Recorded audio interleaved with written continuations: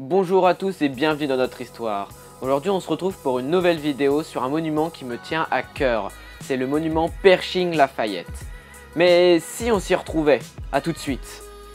Me voilà devant le monument Pershing-Lafayette.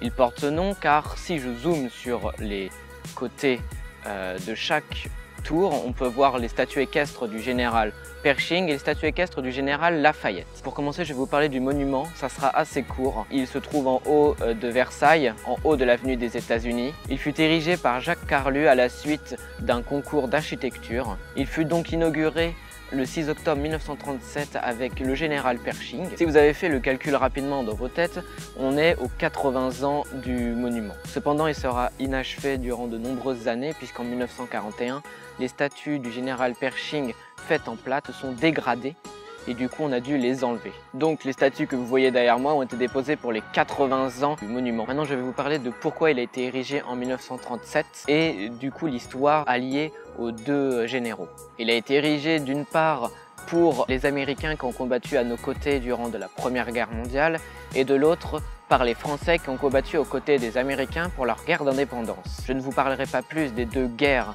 car elles feront l'objet d'une vidéo de notre histoire. Pour le général Lafayette, je suis sûr que vous connaissez son nom, vous l'avez déjà entendu. Je ne vais pas retracer toute sa vie, je vais juste expliquer pourquoi ce monument a été érigé en son honneur. Pour commencer, il est envoyé en formation militaire à Metz. Dans son livre mémoire, il raconte que le 8 août 1774, il fut invité à dîner par le comte de Broglie. Ce dernier étant le frère du roi d'Angleterre, il fait part du soulèvement des insurgents. C'est ainsi que Lafayette prit la décision d'aller combattre aux côtés des Américains pour leur indépendance. Dès son retour à Paris en 1775, Lafayette prit part à des salons de discussion ayant pour objet la participation de la France à la guerre d'indépendance américaine. Cependant, il donnera ses pensées secrètement pour cause la censure. À la suite de sa réforme en 1776, Lafayette, avec l'aide du comte de Broglie, signe un contrat pour être major général dans l'armée américaine. Le comte de Broglie l'aide secrètement en lui fournissant un bateau de 200 tonneaux. Après plusieurs tentatives d'échappatoire face aux espions français et anglais, un ordre d'arrestation en son nom apparaît. Il a pour origine son beau-père. À la suite d'un ordre lui disant de se rendre à Marseille, il feint d'y aller et se rend à Passares de San Juan où il arriva le 17 avril 1777.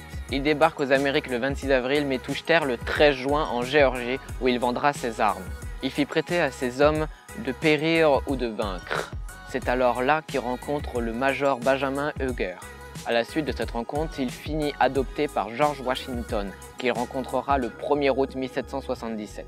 C'est à partir de là qu'il obtient le statut de major général. Dès son retour après la propagande effectuée en France en faveur de l'indépendance américaine, en 1780, George Washington lui donne le commandement des armées de Virginie. Lafayette fait une jonction entre les armées de Washington et de Rochambeau, commandant près de 6000 hommes français. Enfin, le 5 septembre 1781, Lafayette est victorieux pour la bataille de Chesapeake. Ainsi, Lafayette est fait citoyen du Maryland par l'Assemblée générale du 28 décembre 1784. C'est qui lui confère la nationalité américaine. Ainsi, il rentre en France en 1782, où il est promu maréchal de camp. Après sa mort le 20 mai 1834, il reçoit les mêmes honneurs qu'a reçu George Washington à titre posthume par le Congrès américain.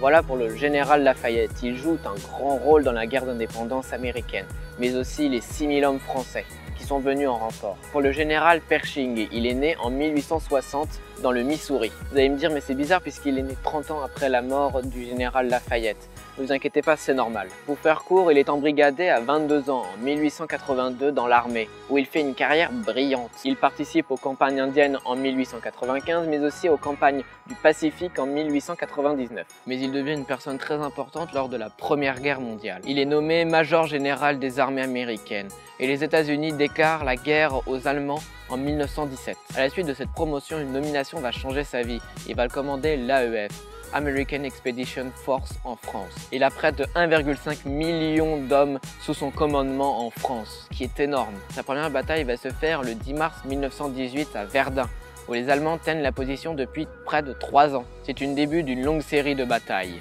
qui se finira en 1918 à l'armistice, où il rentrera aux États-Unis. C'est la même année que le Congrès américain lui décerne le titre de General of this Army des États-Unis. C'est à ce jour l'officier le plus haut gradé qui n'a jamais servi dans l'armée américaine. La seule autre personne qui a reçu ce titre, c'est George Washington à titre posthume en 1976, pour dire que Général Pershing a reçu ses honneurs avant George Washington. Il meurt le 15 juillet 1948 à l'hôpital américain de Washington DC. Pour l'anecdote, en 1917, Pershing aurait déclaré Lafayette nous voilà, en hommage à ce dernier devant sa tombe.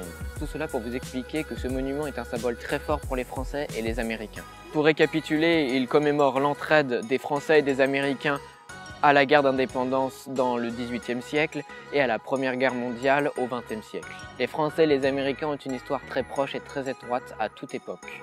Les Français et les Américains sont amis depuis des décennies, malgré les guerres qui ont déchiré chaque pays au plus profond de leur âme. Et ça, il ne faut jamais l'oublier. C'est sur ces belles paroles que je finis ma vidéo avec le soleil. J'espère que cela vous aura plu. N'hésitez pas à mettre un pouce bleu ou alors faire un commentaire et surtout à vous abonner. Et je vous dis à la prochaine.